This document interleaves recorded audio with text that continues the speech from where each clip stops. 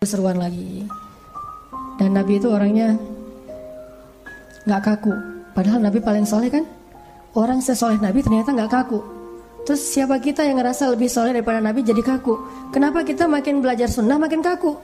Makin belajar ayat dan hadis makin susah senyum. Harusnya makin rajin belajar hadis makin rajin senyum ya.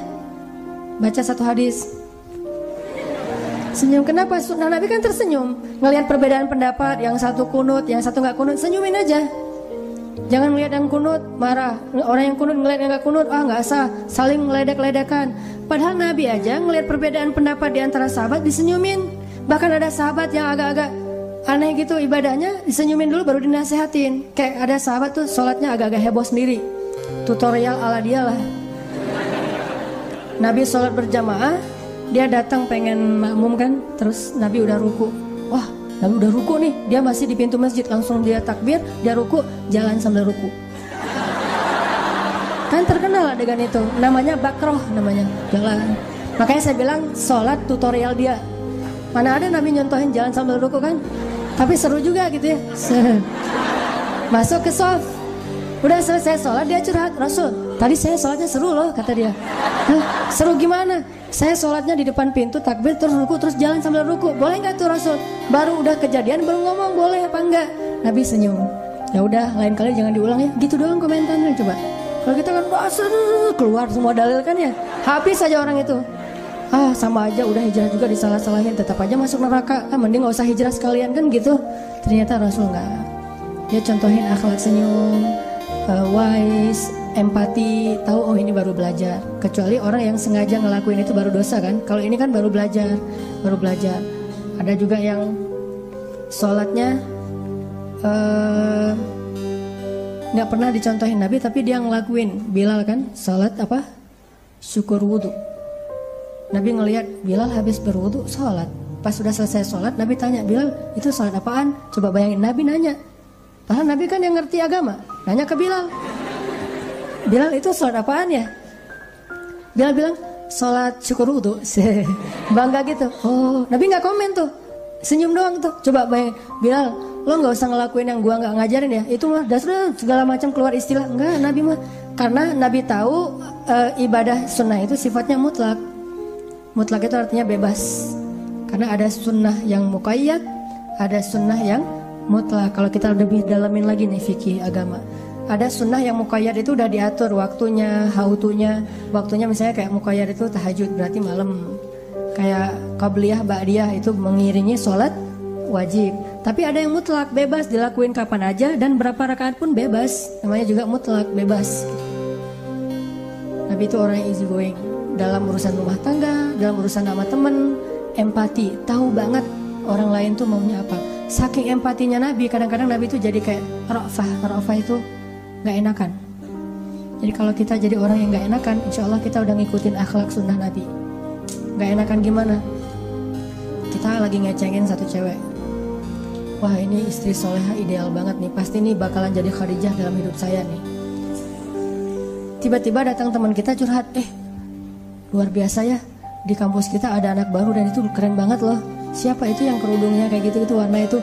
Kan kita tadi udah ada hati ke dia karena ngelihat teman kita juga mau, kita jadi rafa, nggak enakan. Aduh kasihan dia, udah dia aja duluan.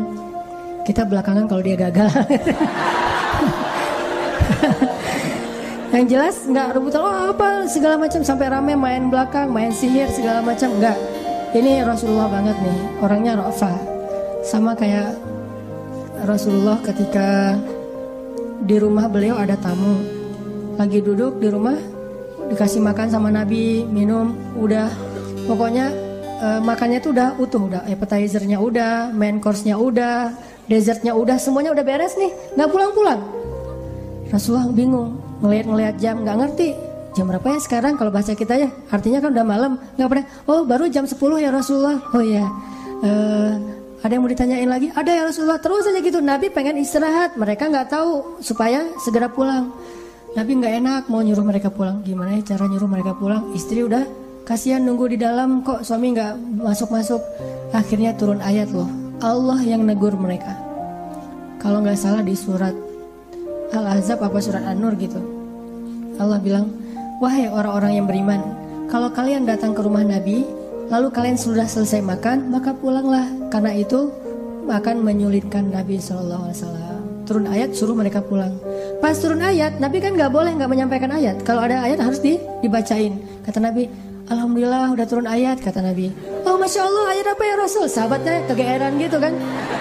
Baca-baca ya Rasul, kita pengen mendengar. Wah bagus nih, ada materi baru nih gitu ya. Pasti bacain, kalau kalian datang ke rumah Nabi disuruh makan, makanlah.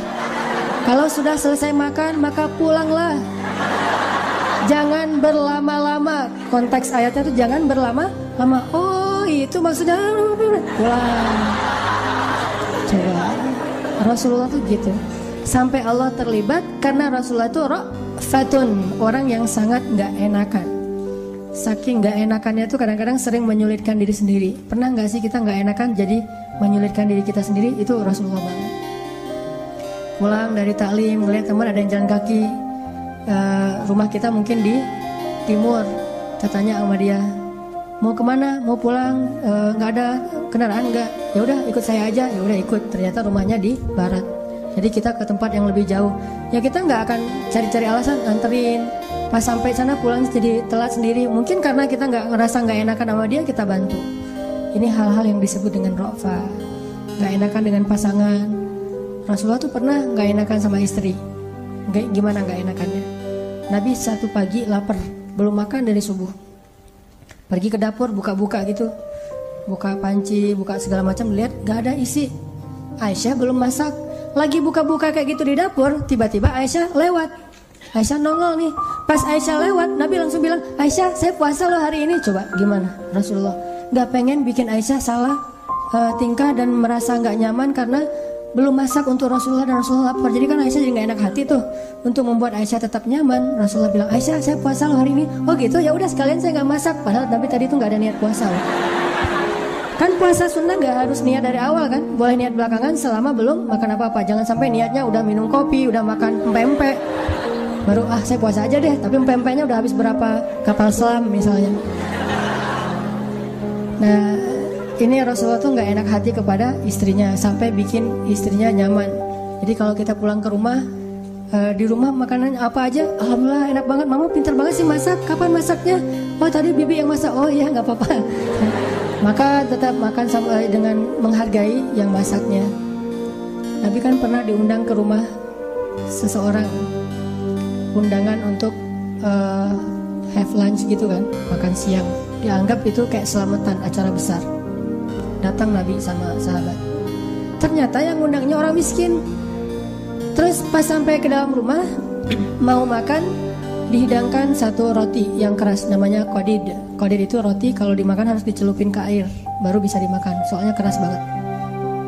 Nabi duduk, dihidangin qadid.